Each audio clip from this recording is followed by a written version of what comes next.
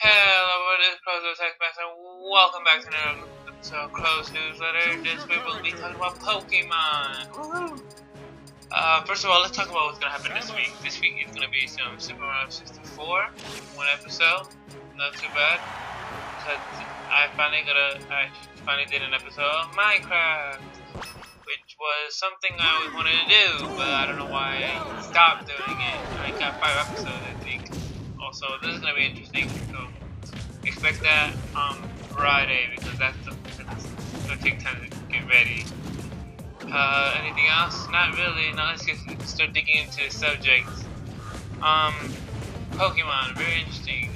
Started back like in 90s or 80s. I can't remember exactly, but it's a very interesting game, nonetheless. Especially when it first came out, Pokemon Yellow, the Pikachu edition, which was actually more portrayed as Ash than anything else. Which first was pretty much the Pikachu, which follow you around. You got all the Pokemon. Eventually, you got all the other starter Pokemon, Charmander, Squirtle, Bulbasaur. Which was very interesting in that game. And then now you just develop your own team. The real concept, I would say, came when it was in Crystal, like Pokemon, like Crystal or I can't remember the other one. Crystal, Silver, Gold, and Crystal. Silver, Gold, Crystal. That was all the games. That's when Pokemon really started to kick up. Why? Because the Pokemon variety was actually big enough, and each Pokemon had different stats, which each move had different stat base. We had physical attack and special attack. Physical defense and special defense. You got HP and speed. Which with all those, you had to develop a team that actually corresponded.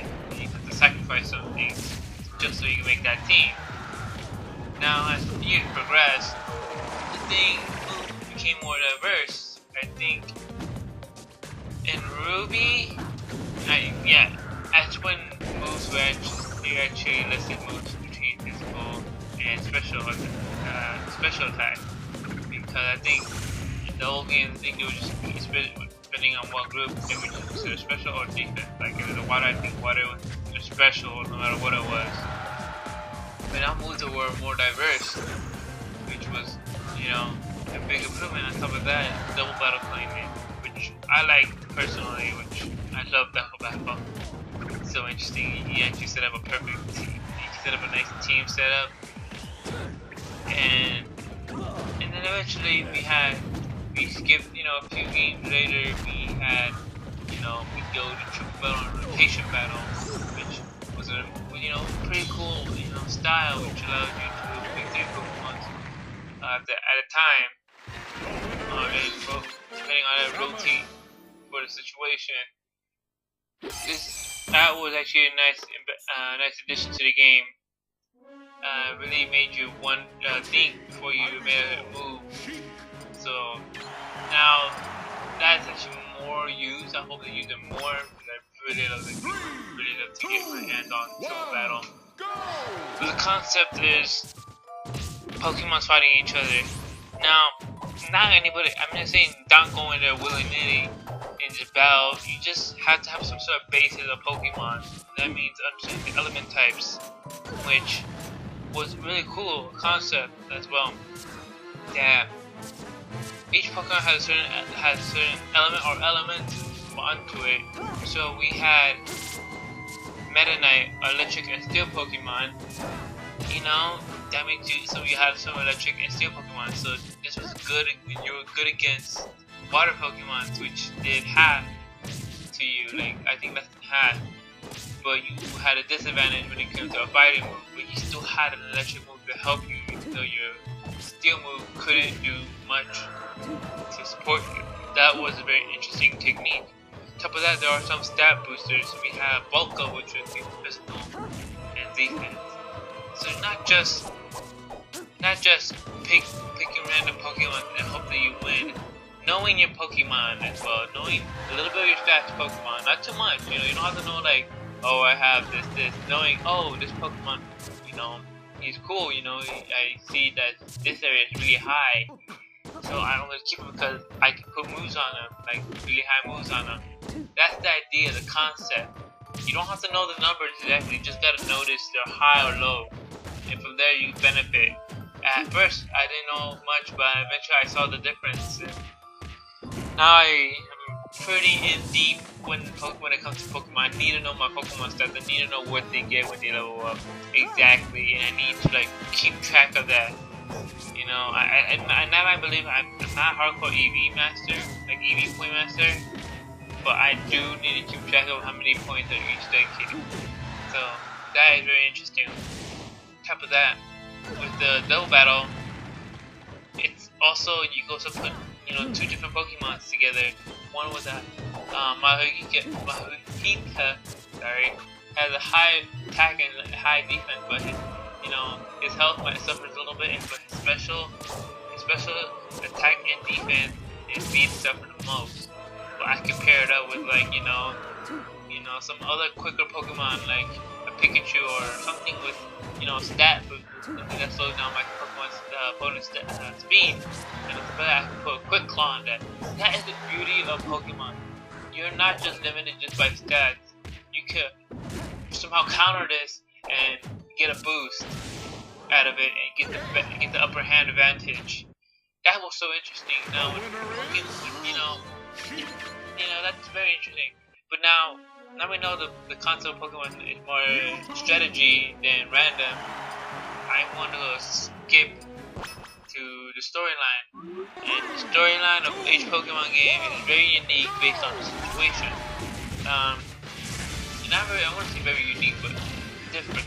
Especially, I'll say different at least, which was, we had Pokemon Ruby, Sapphire, and Emerald, which was Team Aqua and Team Plasma. Team Aqua and Team Magma, which was two different teams trying to obviously raise this two levels fighting each other, which was better. Pokemon on land, Pokemon in the ocean, which was okay, that's cool, now you're battling for survival of humanity, you say it like that. That's very interesting, when you fight, you battle the Kyogre and Groudon, which was unique. Now we go to Pokemon Fire Red and Leaf Green, because Team Rocket, people that captured Pokemon for like slaves of some sort, caught Pokemon, sold them on the black market. That was very interesting. You had to stop the black market with Team Rocket. Then we go to Diamond, Pearl, and Platinum. These people want to create, a different place, a different universe. You can say, they caught Pokemon, but I don't understand the purpose of catching them. I think it was just, cover up what they're trying to do. Of course, everybody knew, hey, they're gonna create a universe. Oh, okay, we just need to do. But they were so strong in the, in Sinnoh, that they didn't really mind. Nobody mind, as long as they didn't get bothered. People let them do anything, pretty much. That's why I looked at it, and like, whoa.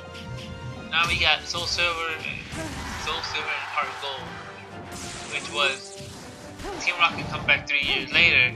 They came back because they had wanted to revive the idea of their leader. That was very interesting. Now, you're just there happening to see this, and you just battle them because it was the right thing to do. You battle them and you beat them, and later they just disband again. So I think that's over, even though the anime is still going on, and I think manga is still going on. But that's not the point. The point is that each one had some sort of enemy battling it out. I don't want to go with I don't want to go on X and Y. That was stupid. I'm not gonna admit it. My Pokemon was fashion, and at the end, it was really terrible, and I don't want to go into that. It's not even worth vouching for them or even talking about them. But a Pokemon game isn't just battling. It's a real game that allows you to dig into history. They have Easter eggs talking about folklores and whatnot in Pokemon Sinnoh. When you go into the library, it's about folklores, which even though they might not be true to us, the Pokemon past, we know this is the past because we have the Alpha Ruins back in the Johto region, which is the unknowns.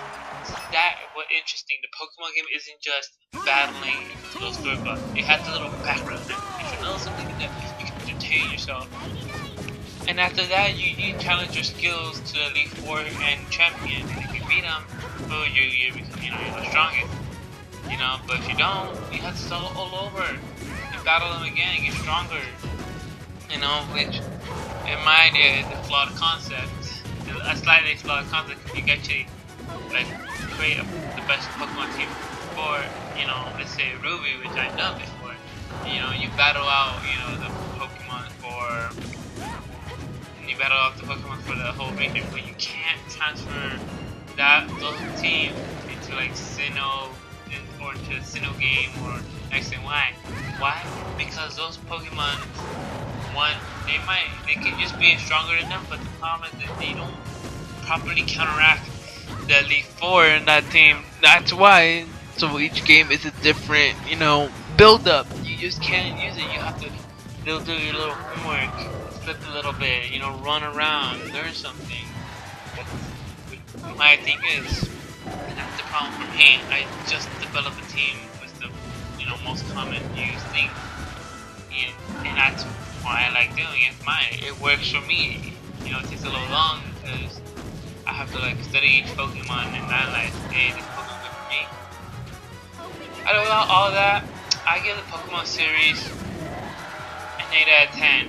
It's good, but there's still some flaws into it. Some, you know, Pokemon battles are kind of redundant. The capture rate, you know, a little wonk, but you know, it's good, challenging. But out of those are small things that, you know, you can bypass. You know, next week I'll be talking about Super Metroid. It's a good series.